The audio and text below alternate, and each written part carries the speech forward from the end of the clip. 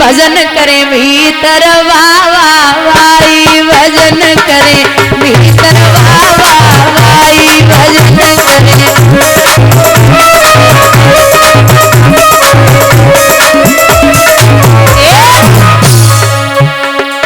भजन करे भीतर वावा वाई भजन करे भीतर वावा वाई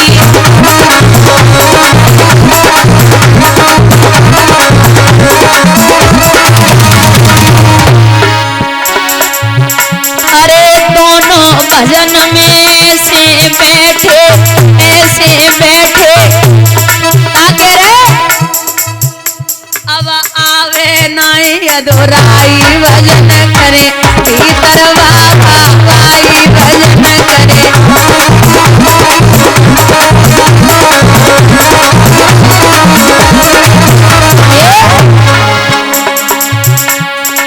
ध्यान धरे आंगन में बैठे तब तक का बहु तो लोग कुंदी आए बजाई भजन करे भीतर बाबा भाई भजन करे भीतर बाबा भाई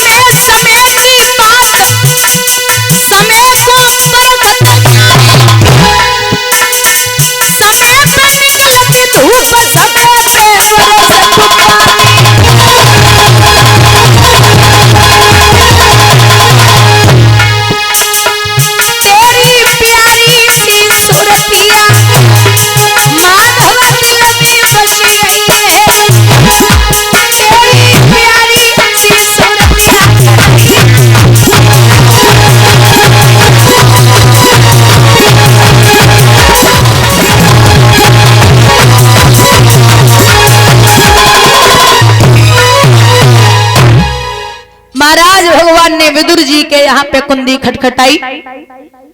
अब तो महाराज विदुर जी तो पीछे वाले गेट से निकल गए। अब तुम देखो हम तो जा रहे। अब महाराज भगवान का आगमन हुआ तो विदुरानी बोली हाँ कृष्ण आओ बैठो, बिठाई लियो, आसन डालो। भगवान बोले बैठना नहीं है, भूख लगी है। अरे बोले निमंत्रण था आपका। बोले नहीं नहीं निमंत्रण क्या, काका कह के आए थे कि भोजन घर पे ही करना, तो चला आया हमें। विदुरानी बोली हमें खुद ही माला जप रहे थे कि ना आवे और तुम तो आए कूदे और तुम ही कह रहे हो कि भाई निमंत्रण करके आए। तो दादा केले रखे हुए थे, ध्यान गया, विदुरानी ने वो केले उठाए और केले उठाए के वो जो छिलका था वो भगवान के मुंह में देने लगी और गिरी फेंकने लगी। बड़े चाव से कन्हैया वो छिलके का भोग लगाने लगे। कुछ देर तक खाते रहे, तब तक विदुर जी आए, सोचा चले गए होंगे, सो आए के बैठ गए और जो निगाह डाली कि ये छिलके खिला रही है, तो आंखें फटी की फटी रह गई। बड़े चाव से कृष्ण खा रहे, बोले पगली क्या कर रही है, अलग हट, मैं खिलाऊंगा।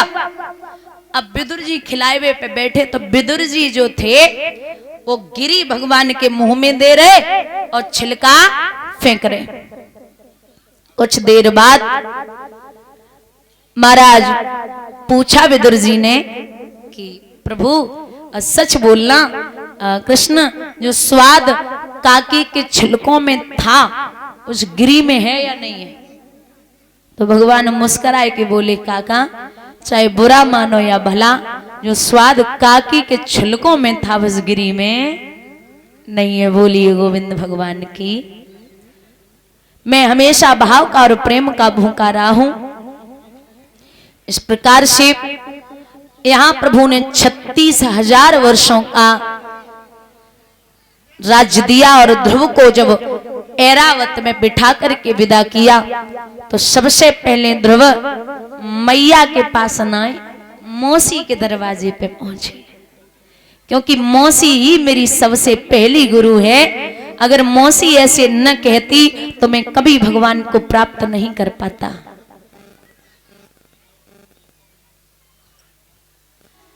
और मौसी की तो वो हालत है, कस्तूरी की क्यारी करी और केसर की बनी खाद, पानी दियो गुलाब को पर रही प्याज की प्याज। आप प्याज में से कितना इतना सेंट डालो वो अपनी बदबू ना छोड़ेगो। ऐसे ही हालत मौसी की है। सुना कि लाला आ रहा है तो किवाड़े बंद कर दिए। दासी से बोली तनिक जहर ले आ। दासी बोली अब तो आए गए, अब दरवाजे खोलो।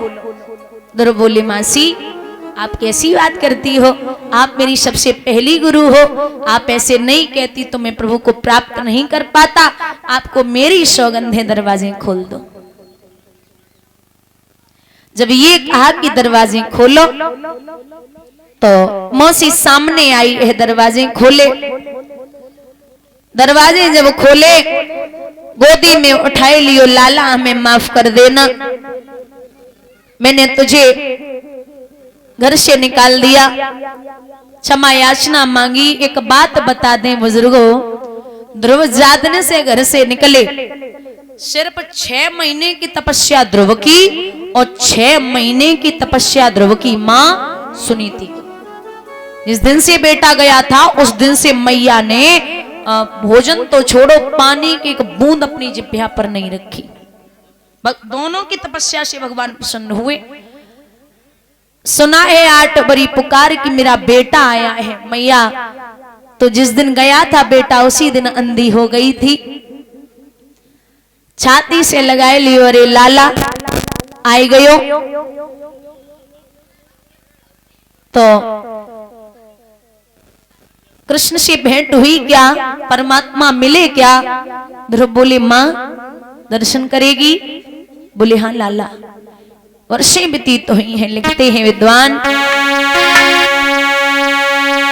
अरे धर्म की गति न भई रे मंदी,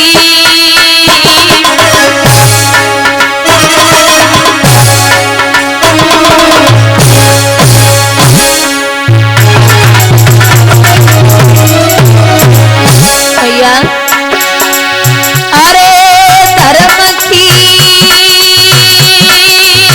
गति न भई मंदी, आयो नए राज कुमार मातव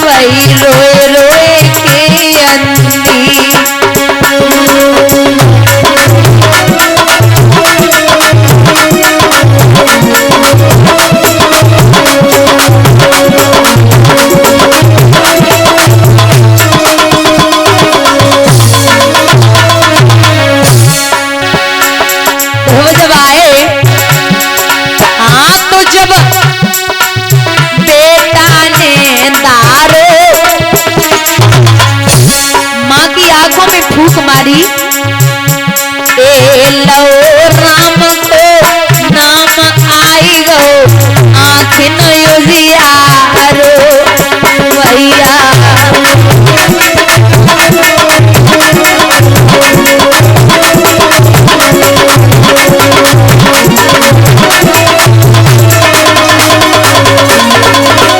जवाब दिया। माँ दर्शन करेगी, बोले हाँ लाला। भगवान की स्तुति करके जब प्रभु को वहां खड़े खड़े ध्रुव ने प्रकट करवाया तो भगवान आज मैया को चेहरा देख के बोले अरियो माँ बोलो भी सोनू ने उच्चारो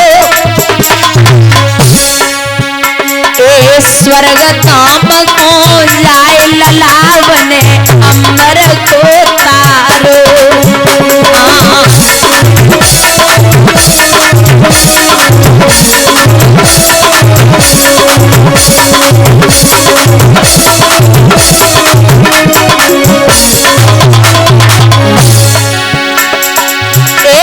हरियर बोलो मेरे भैया कर्म लेखना मिटे करो लाखों छतरिया